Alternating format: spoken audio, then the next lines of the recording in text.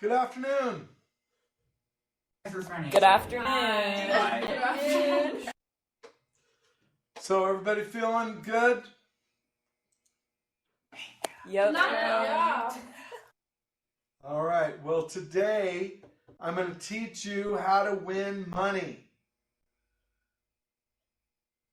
So we'll see how that goes. Okay. Let's see. Everybody there at Mogion? Yep. All right. Hopi, do you have your lights off? I can hardly. You guys are like sitting in the dark or something. Okay. Our camera's kind of dim. Cameras? Okay. Is everybody there? Yeah. All right. Oh, wait, no. Just Alan's Alan. not here. Where's Alan? Yeah, Alan's not here. He's on the Oh, yeah, Alan's not here. Yeah, he told me he's going to be gone all week. But thanks for reminding me. All right, how about Alchese? We're all here. We're all here. Okay, wonderful. All right. Well, so, all right. Well, let's go ahead and start. We're in 11:6. We're starting our very last section. All right. Does anyone have any questions before we get started?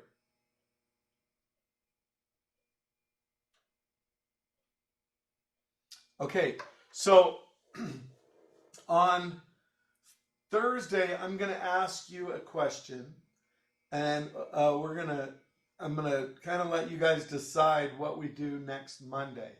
My plan is that we finish 11:6 on Thursday, and so then we'll be done with the new material.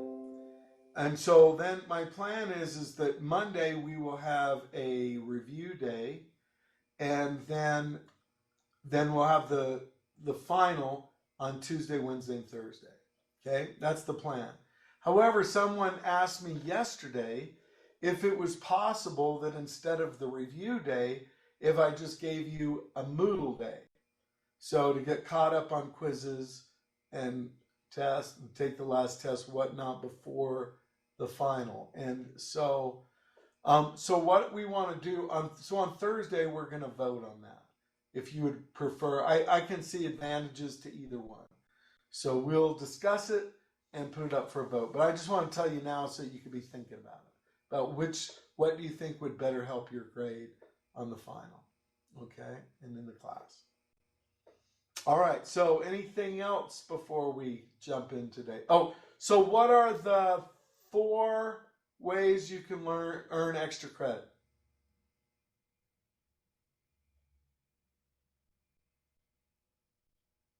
The essay. Okay, the essay, Evaluation thing. the evaluation.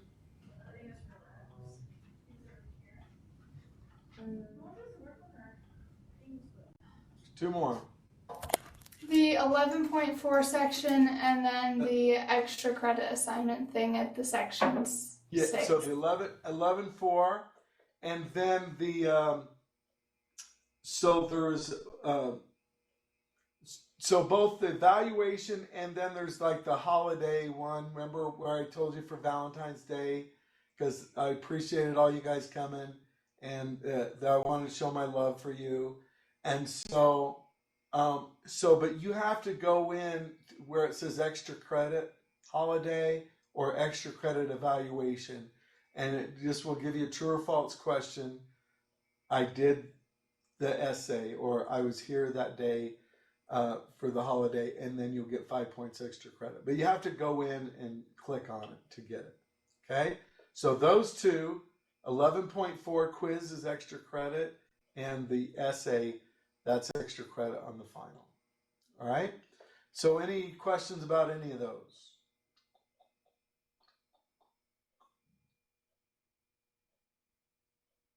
All right. Well, let's go ahead and get busy with 11.6. Okay, so this last section here is an introduction to probability, and it's going to build on what we did in the last section with combinations and permutations. All right.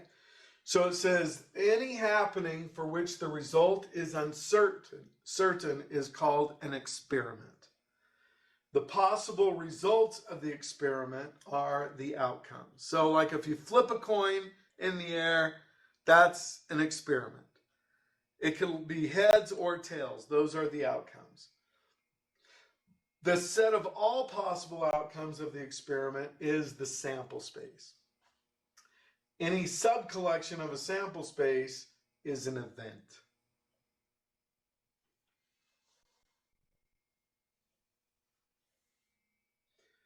All right. Now, so for instance, when a six-sided die is tossed, the sample space can be represented by the numbers 1 through 6. But in all of the experiments that we do for probability, we're going to assume that all of the outcomes are equally likely. So in other words, we're not going to use a stacked deck. We're not going to use a weighted dice or a weighted coin because all of those affect the probability. So we're going to do fair experiments. Okay? All right, so the first thing, let's see if this will come up now.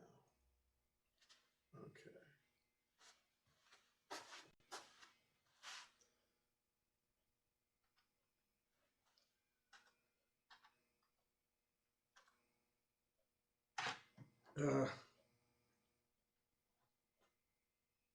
No, I don't know why this isn't loading up very well, but so I had actually copied 2 of these dice, and for some reason, let's see, can I make 2 of them? Oh, let's try that.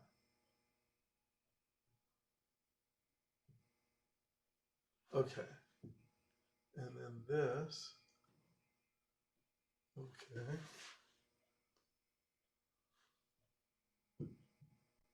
Oh, that works now. That's kind of cool. But I don't want.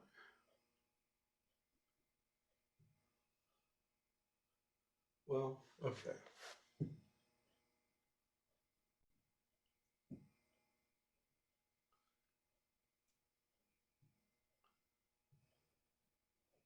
All right. So what I'm going to do is I'm going to teach you the game called Craps. Okay, it's a real game. They played in like casinos, and I'm going to teach you how to win 99.5% of the time. Now, this is after you turn 18, right? Anyway, I'm going to teach you how to win. Okay, so, and how to play the game. So basically, let's see, oh, this is working right. Okay, so what you do in craps is you roll 2 die. And if it comes up 7 or 11, like here is 7, then I would have won. Okay? Now, if it comes up 2, 3, or 12, you lose. All right? Now, if you get anything other than that, then that's what is called your point. Okay? So you have your point number. And then, so if you have a point, then you have to roll that number again before any of these 5 numbers. So 7 and 11 then becomes a losing number for you if you're shooting for your point. Okay? All right. So, do I have a volunteer that would like to play? All right. So, Rhett, I think I saw your hand up first. So how much money do you want to win? 100,000. $100,000. Okay, so then what we're gonna do to win $100,000, then you have to wager $100,000. Okay, so that's your wager, $100,000. Well, maybe there's a. Oh, here that doesn't count. Oh, there it is. Okay. All right, so that's our wager. All right, so now I wish that these Talon rooms were connected interactively because I would love to just have you come to the board and you actually roll the dice, but I'm going to do it for you. Okay. So, again, 7 or 11, you win $100,000. Boom. All right? $100,000, checks in the mail, okay?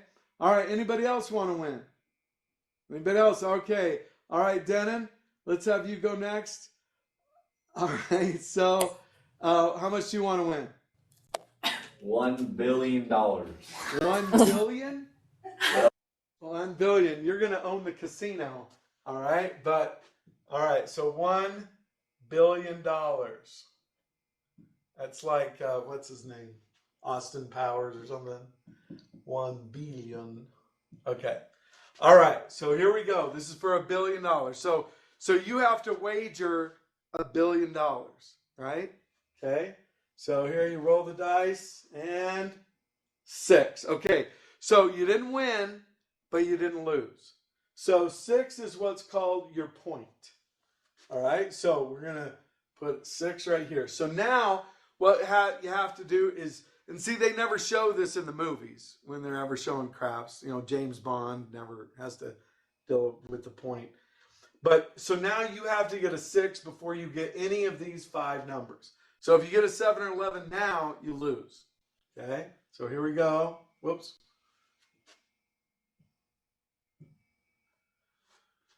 All right, 8. Okay, so you didn't win, you didn't lose. So your point is 6. All right, 4. Again, you're still alive. 8 again. Too bad 8 wasn't our point. 6. You won. Okay? $1 billion. I hope you're going to endow a scholarship or something with that. Do something good with that money. Okay? Don't just take your money and run. All right. Anybody else want to win any money? All right. Timmy, how much do you want to win? $269. $269. Okay. All right. So basically everything you have in your wallet, right?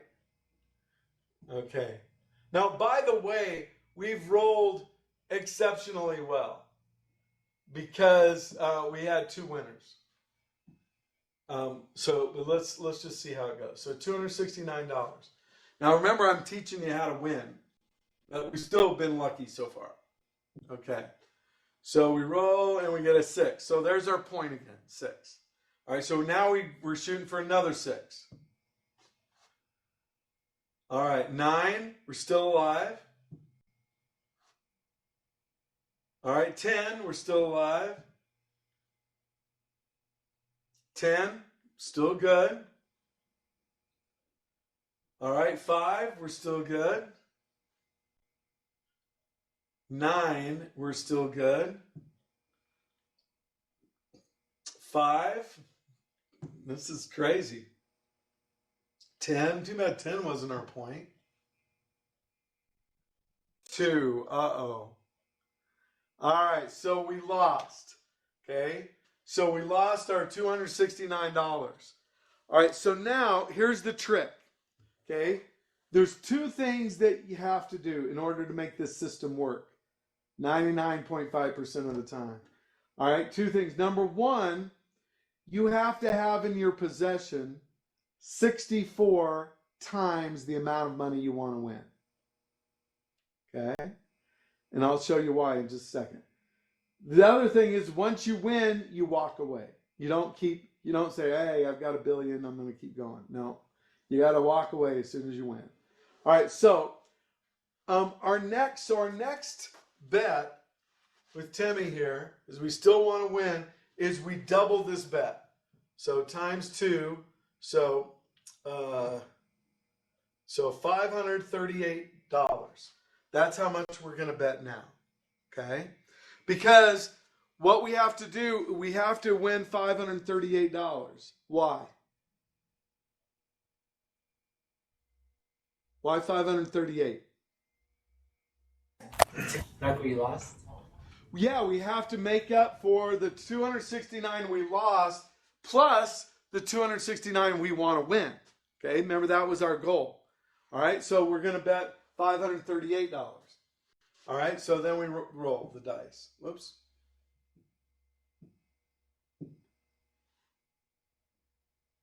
Seven, we win. Okay. All right, so we won $538. So we get back the 269 we just lost, and then we get the 269 that we wanted to make. Okay. Now, what do you suppose would have happened if we would have lost again? How much would we have bet? You would do 269 more. No, you'd actually, because now you have to make this back and this back. So what you do is you double your wager again. So you'd bet 1,076.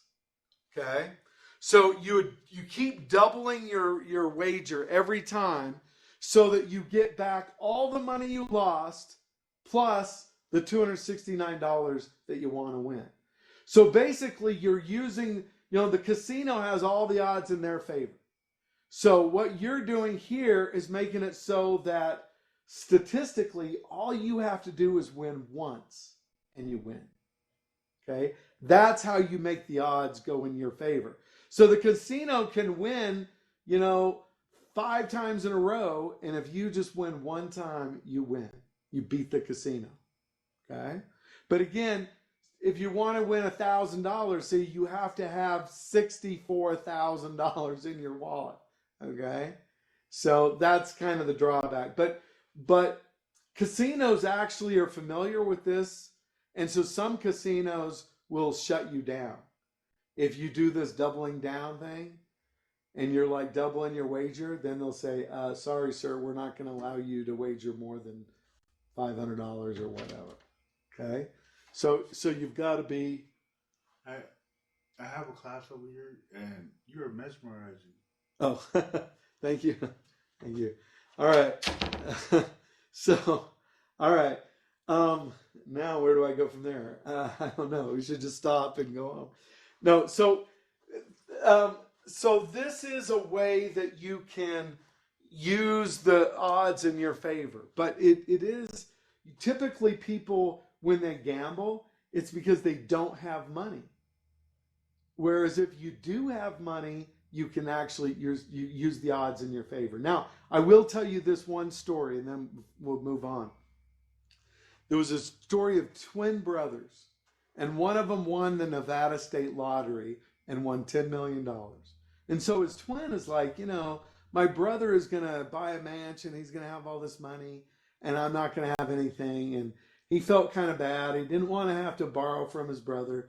So he decided that he would use this method. So he went into the casino, and he's thinking, okay, if I take my brother's $10 million, I can easily, for sure, guarantee that I'm going to win, let's say $100,000, at least to get me started. So he goes in there and he does this double down method, starts with 100,000, 200,000, 400,000, 800,000, 1,600,000, 3,200,000. Anyway, it doesn't take long before he actually has wiped out his brother's $10 million. Just blew it all on the table. So the fact that he actually kind of cut it down at the end to at least save some of it. And the records show that of the casino that he actually lost 11 times in a row, which is statistically almost impossible. I mean, so what does that tell you? I mean, you guys saw how quick it was to win. To lose 11 times in a row and not win one time, what would that indicate? Rigged. Way The too casino fast. is rigged. The casino is rigged. The casino was cheating him. Especially once they figure out what he's doing. They have ways of, magnetizing the dice, and there are different things that they can do to cheat. Okay? So, anyway, it's really kind of a sad... I won't tell you how it ends because it's even sadder. But yeah, anyway, all the money was gone. Okay. All right, so, in order to calculate probability, because I've been using that word a little bit, this is what you do: is you calculate the number of favorable outcomes, like what you want to have happen, divided by the total number of outcomes.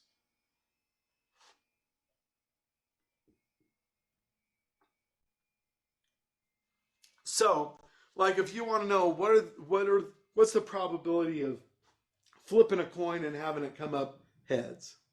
Well, you say, okay, well, there's only one way it can come up heads, but there's two outcomes possible, heads or tails. So that means the probability of it coming up heads would be 1/2. Okay.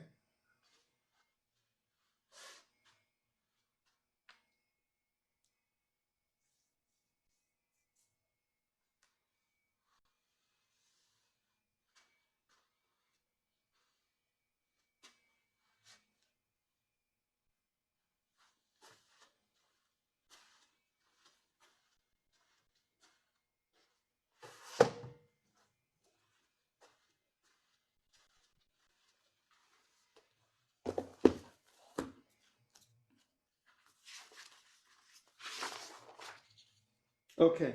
Now, okay, so the probability of an event must be a number between 0 and 1. Now, so 0 is less than or equal to the probability, which is less than or equal to 1. If the probability is 0, then that means the event cannot occur and is called an impossible event. So like if I said, what's the probability that one of you was born on Jupiter? Okay, that's 0. That didn't happen. All right. If the probability of an event is 1, then that means the event must occur and is called a certain event. So if I said, what's the probability that you were born on Earth? Okay, unless somebody's a scroll out there, I'm thinking that probability is 1. Okay.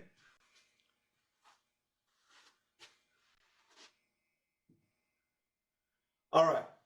So this one says a card is drawn from a standard deck of playing cards. What is the probability that it is an ace? So in order to get this probability problem right, you need to know how many aces are in a deck and how many cards are in the deck, the total cards. All right, so how many aces are there in the deck? Standard deck of playing cards. 4, 5, 4. And how many cards total? 52. 52. So then you would say that the probability is 4 out of 52. But now when we do probability as a fraction, we want to reduce the fraction to lowest terms. So this is going to be 1/13 is how we would write that answer. Okay? Any questions on that?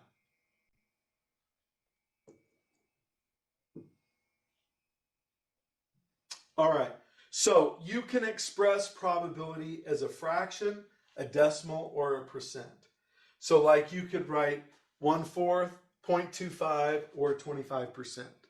Okay, but all of those are numbers between 0 and 1. All right. So go ahead and try practice 1, please.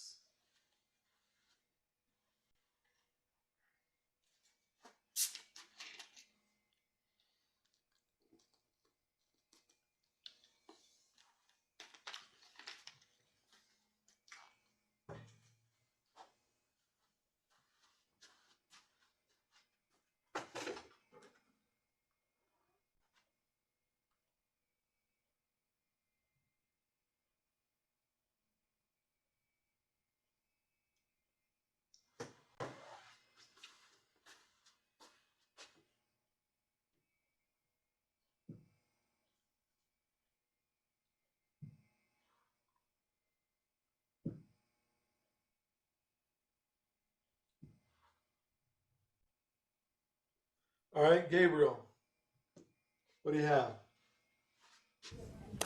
1/4. 1/4. So there's a couple ways you could think of this. You could say, well, there's 13 diamonds in the deck out of 52, and then that fraction reduces to 1/4. Or you could say that there's 4 suits with the same number of cards, so the probability that it's a diamond would be 1 out of those 4, and so you get 1/4 that way. Okay? All right, good job. Any questions on that?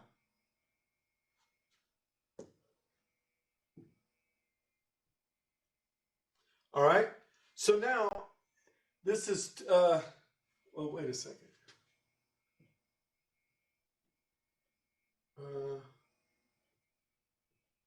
Okay.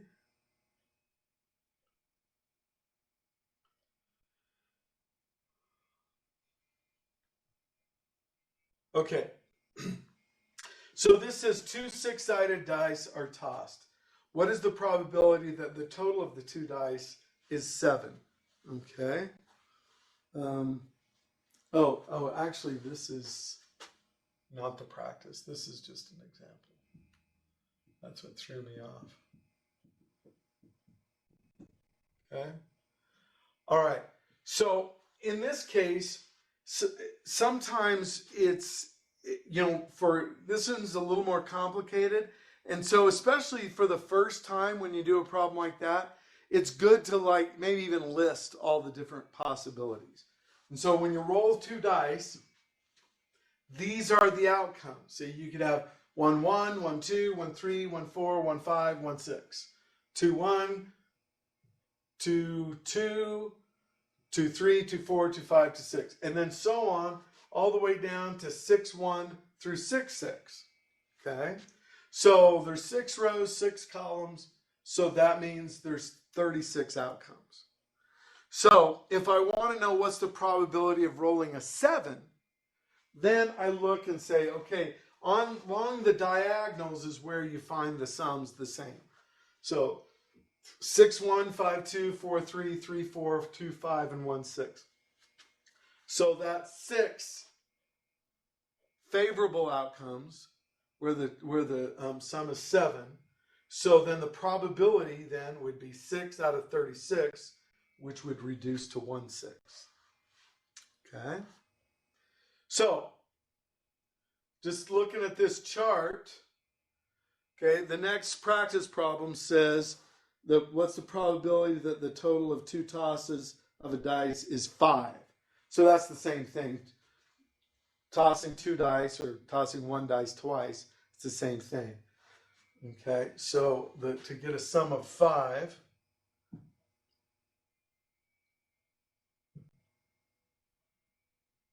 all right, Rhett, what do you think?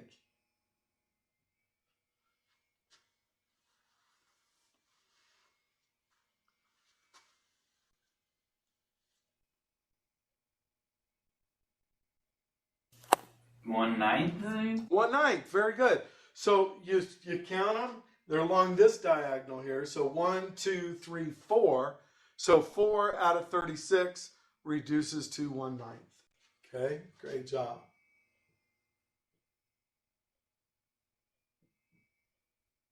All right, now, yesterday we talked about the lottery.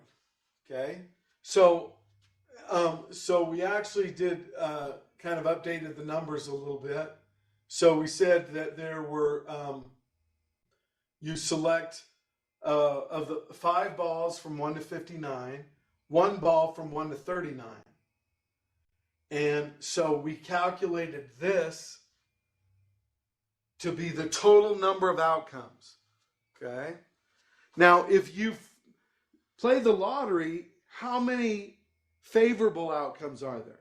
How many ways can you win?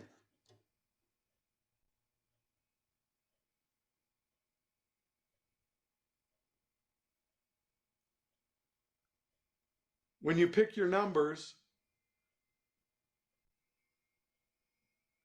is that your only number? Yeah, you get one number that you choose. One number out of all of these. Now, you might not remember what this was, but it was over 195 million. So the probability that you win the lottery is 1 out of 195,249,054. Okay? And it's actually less than that. It's actually less than that because if two people pick the same number, then you get less money. You have to split the money. So I guess your odds of winning would still be the same, but the prize would be less. Okay? But this is your odds of winning. And you might say, well, is it still worth playing? Okay? Again, I think you're just throwing money away. And I read that, and I hope I don't shock you here too much. No pun intended, but I actually read something that said that you have a higher probability of getting struck by lightning and contracting AIDS the same summer as winning the lottery. So you don't want to play with any of those odds, that's for sure. Okay. All right. So let's talk about this one. It says a class is given a list of 20 study problems from which 10 will be part of an upcoming exam. If a given student knows how to solve 17 of the problems, find the probability that the student will be able to answer all 10 questions on the exam.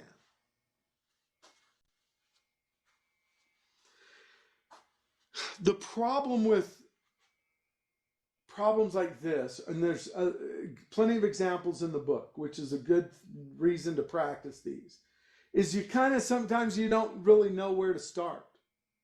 Does anyone have any idea how to approach this problem to figure out the probability?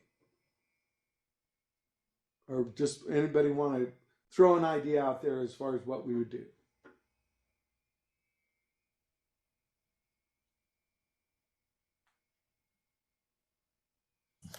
You can like make a ratio sort of a thing, like 17 over 20 is equal to like X over 10.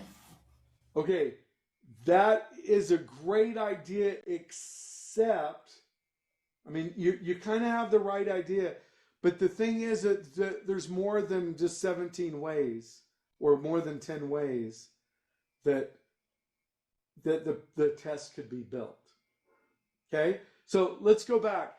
You know, when the idea of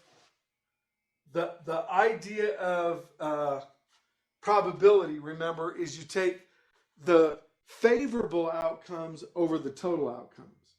Okay, so what is it that you want to have happen here? If you're the student, what do you want to have happen?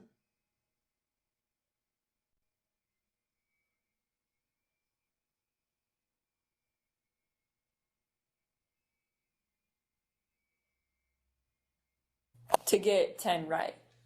Okay, you want to get 10 right.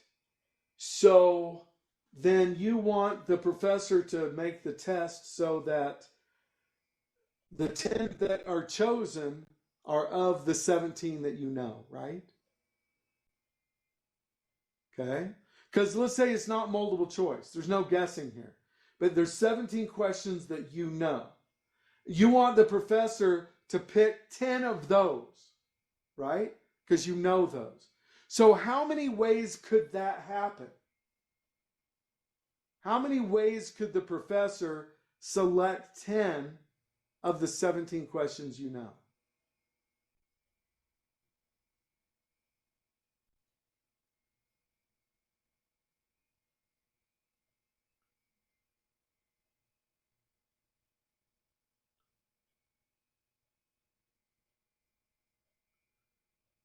Okay, some of you are kind of zoning out, not really paying attention to this discussion, and I guarantee you, you're not going to be able to figure these out on your own. Okay, you've got to kind of follow the logic here. So, how many ways can the teacher? How many ways can 10 questions be selected from 17? Does the order of the questions matter?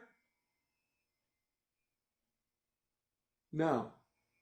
Then it would be a what? If the order doesn't matter. Combination. The combination of 17 things, choose 10. All right? So 17C10. So go ahead and put that in your calculator and see what you get. So 17C10. So 17 things taken 10 at a time.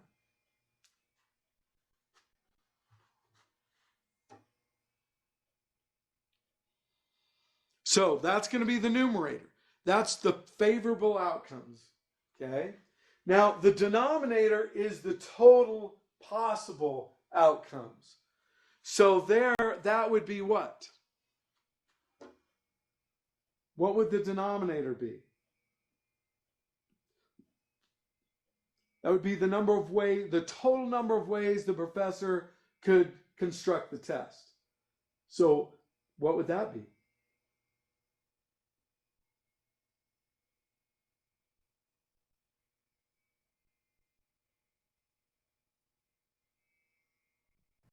$184,756. Okay, so what I was looking for there is it's 20C10. Okay, and I think you worked it out for us. Whoops.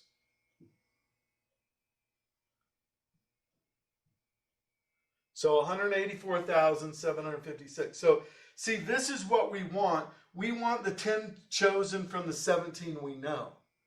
The professor has 20 questions total, of which he's going to select 10. So 20C10. Again, the order doesn't matter, so it's not a permutation, it's a combination. Okay? So now when you simplify this fraction, what do you get?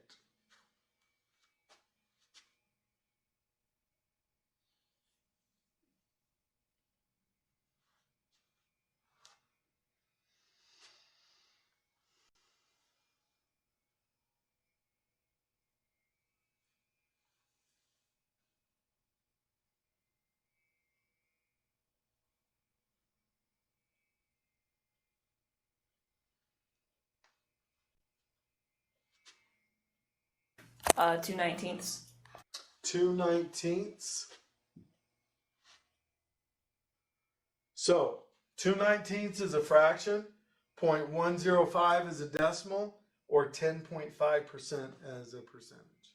Okay, so any of those three would be correct. All right. Any questions on that? See, this kind of runs counterintuitive because most students, if I say, okay, there's 20 questions that I could pick from the test, and you know 17 of them, most students are going to be like, okay, so I should get at least like an 85. So the chances that I know all of them that are picked are pretty good. So most students will be like, I'm good with that. I can handle that. But I mean, if your goal is to get an A, you know, here at least 100%, your chances of getting 100 on this test are 10.5%. Okay. So anyway, okay.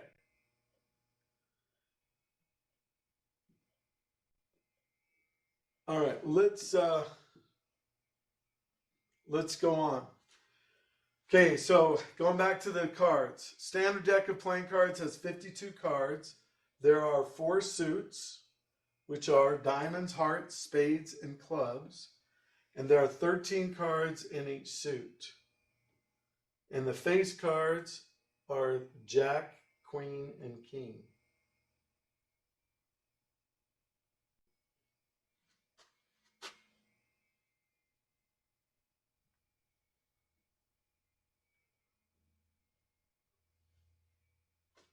Okay. All right. It says find the probability of getting a heart in the experiment of selecting one card from a standard deck of 52 playing cards. Okay. So we kind of did this similar to one like this with the diamonds earlier. So you say, okay, there's 13 hearts, 52 cards, so 1/4. Or you could say there's 4 suits, hearts is 1, so it would be 1/4. All right, now, so so your practice problem says show that the probability of drawing a card that is a heart from a standard deck of playing cards is the same as the probability of drawing the ace of hearts from the set consisting of the aces of hearts, diamonds, clubs, and spades.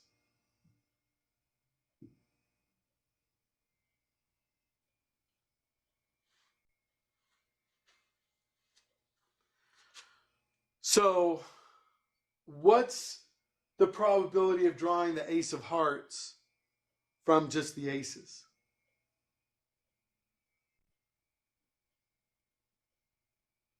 One-fourth. 1/4. So it is the same. So we said the probability of drawing the heart was 13 out of 52 or 1/4. And then you say, well, the probability of drawing the ace of hearts from the 4 aces would also be 1/4. And so the probability is the same. So you kind of have to pay attention to the total outcomes, what you're selecting from, and so on. Okay?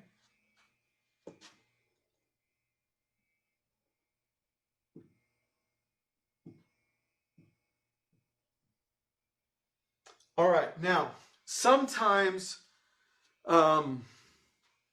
probability can be figured from charts, tables, and graphs, okay? We're going to do one with a chart tomorrow, or Thursday, okay? The one I want to show you here is, it's a map that shows colleges and universities in 2001 by various regions.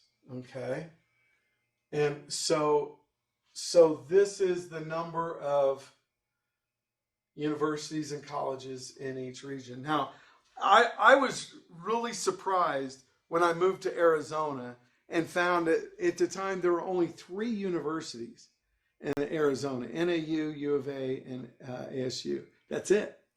And then now there's Grand Canyon, but before there was only 3. All right, now there's more colleges like NPC or whatever, but as far as like in South Carolina when I lived, which is a much smaller state, there were more than 30 universities in that little state. In the Boston area, within 20 miles of metropolitan Boston, there are over 100 universities. Okay? So there's a lot of college students in that area, okay?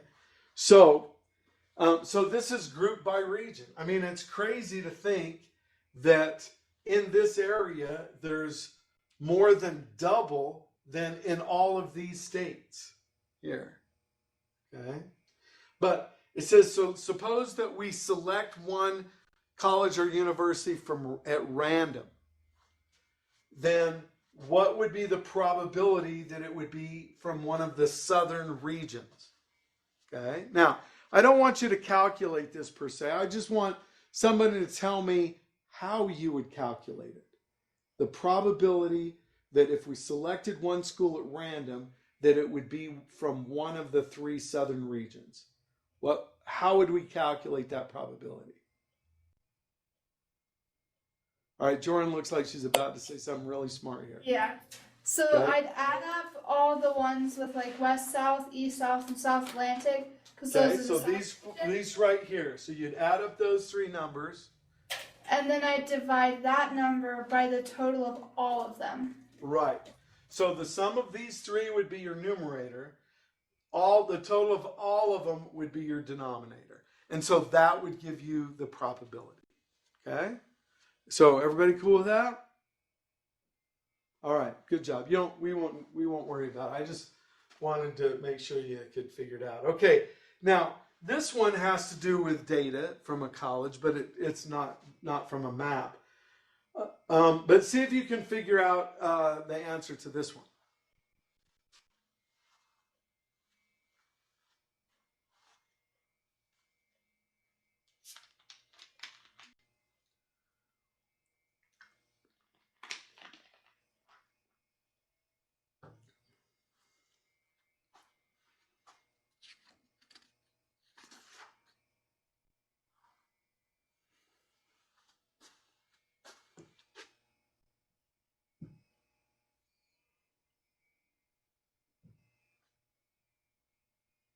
All right, Laney, what do you think?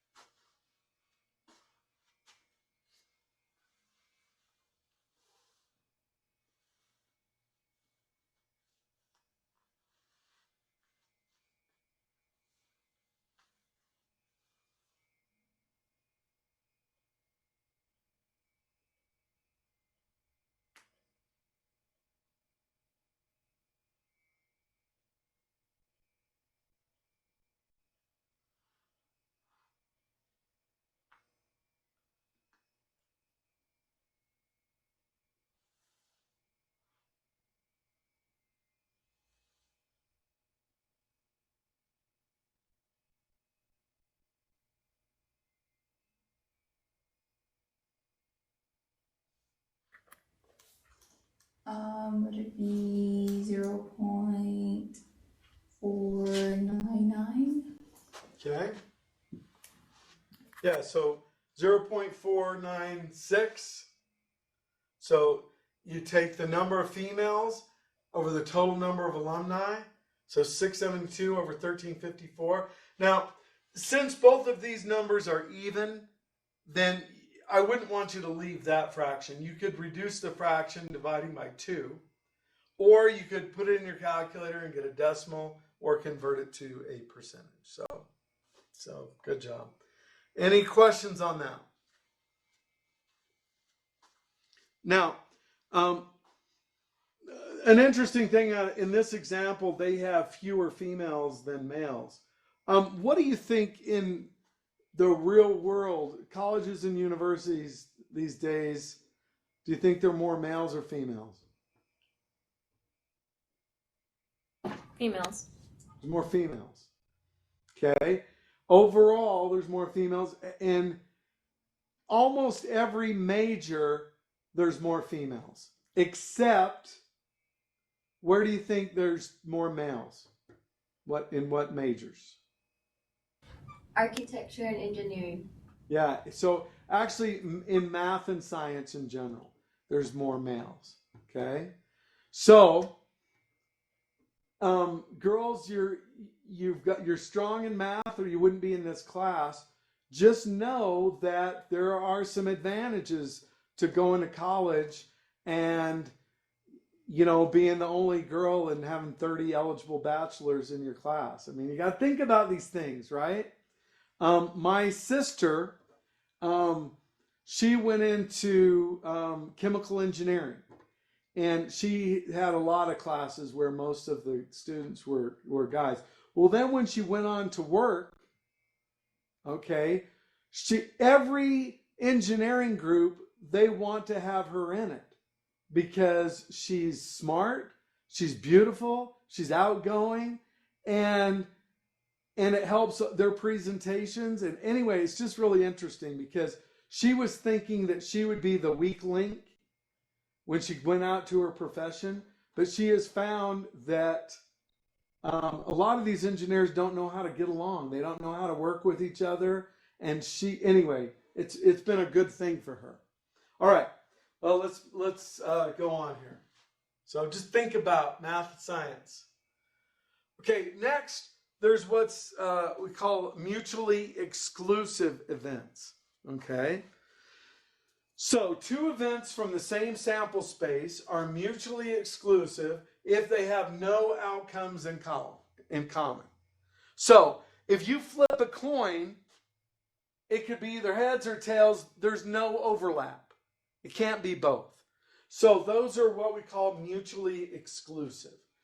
So, if we want to find the probability of mutually exclusive events, you just add them up. Okay? So if I roll a dice, what's the probability that it's going to land on a 1 or a 2? Well, you say, okay, the probability that lands on a 1 is 1 out of 6. The probability it lands on a 2 is 1 out of 6. So the probability it lands on a 1 or a 2 would be what? 2/6 or 1/3. 2/6, which would reduce to 1/3. Okay? So if they're mutually exclusive, you just add the probabilities. Now, if they're not, then you have to subtract the overlap. So it's the probability of A plus the probability of B minus the probability of their intersection. Okay? The reason why you subtract this part is so that you don't count one part twice. Okay? All right, so let's do a little quick experiment here. Let's see, we have 1, 2, 3, 4, 5, 6, 7, 8, 9, 10, 11, 12, 13, 14, 15, 16 here. Okay?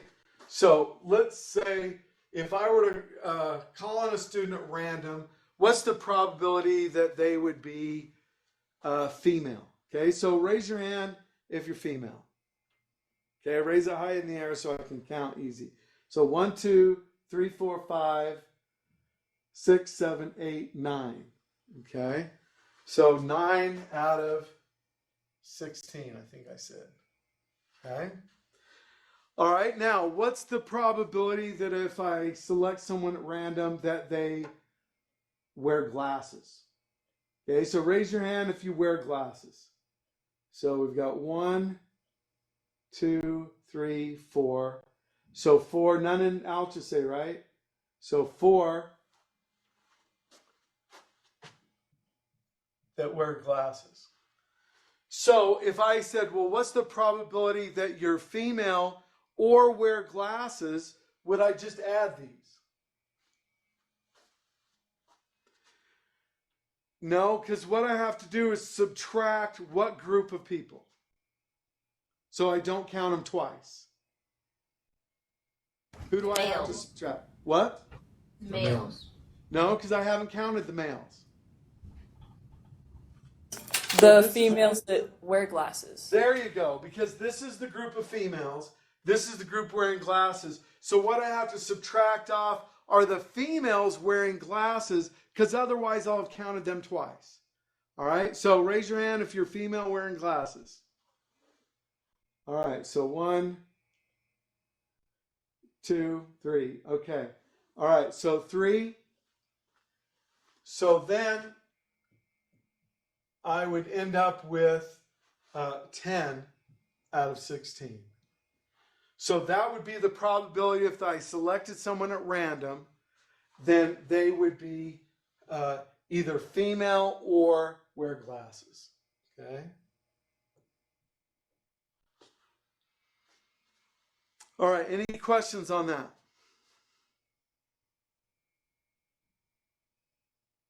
Okay, so we're going to pick it up with practice 3D on Thursday. So make sure you get caught up on your quizzes. We're getting down to the end. Work hard tomorrow. Work on the Moodle, go to tutoring, whatever you need to do. All right, and then Thursday will be our last class, last new material. Okay? All right, any questions before we call it? All right, aloha.